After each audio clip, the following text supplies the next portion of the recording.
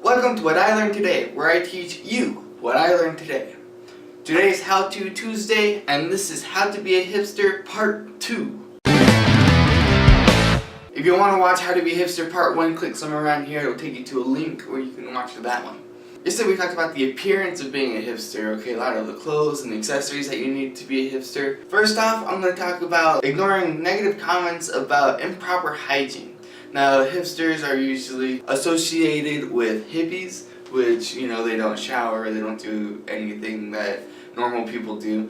But that is wrong. Hipsters are different. Although some hipsters like to participate in non-shampoo movements, they still keep with the same proper hygiene that everybody else does, besides not cleaning their hair. So you want to grow your own food. If you don't have any space to grow food, like not even in like a window box or anything like that, then you're going to buy it from a natural food market. Also, you might want to consider being vegetarian. Most hipsters are vegetarian or vegan, but if you don't want to be vegetarian and you want to eat meat, you must assert your choice as a cynical transcendence of the vegetarian's efforts to save the world. You also are going to want to consider cooking your own food. If you don't know how to cook, then buy some cookbooks or look up some tutorials on the internet or whatever, but you gotta cook your own food, because that's being hipster. So you want to try to be the master of reuse. But also, you have to juggle that with the need for new things. Part of being a hipster is being the first to get your hands on a shiny new Apple product.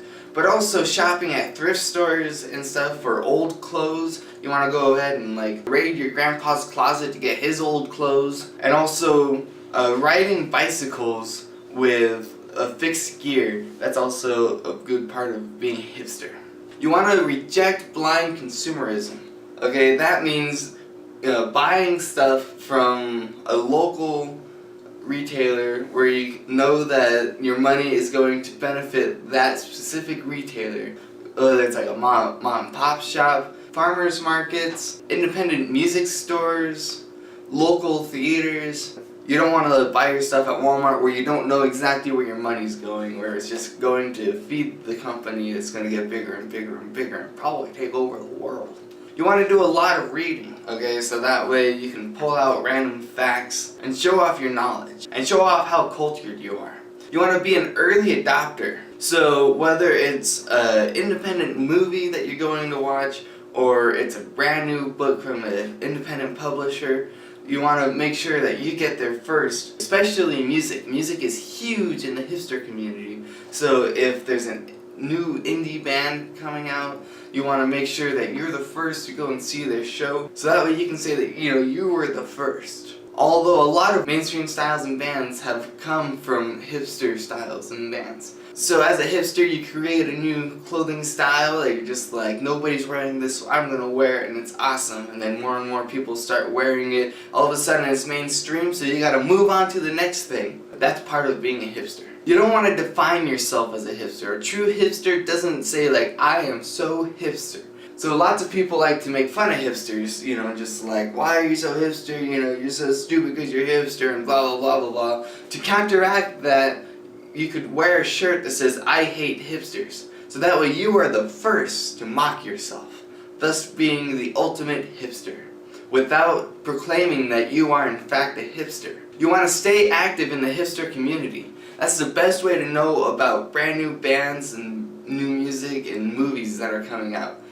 By talking to other hipsters, you can get inside information on small performances and concerts that are going on around your community. You want to make sure you master the lingo and the attitude of being a hipster. Some of the lingos you might have heard over and over and over again because people like to make fun of hipsters by using them, such as, I like blah blah blah before they were cool. Another one is I donated to Haiti before the disaster.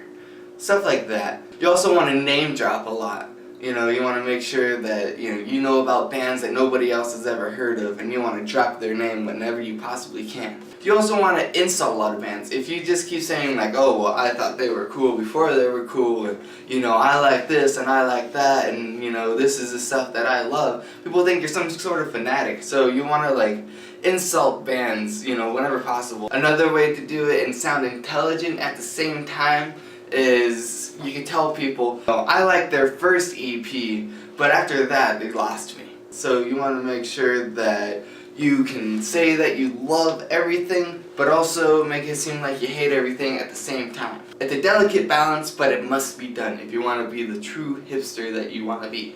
You gotta work on your sense of humor, okay? The hipster sense of humor usually has a lot of sarcasm in it. In order to get a lot of the sarcasm down, you should watch a lot of British comedies.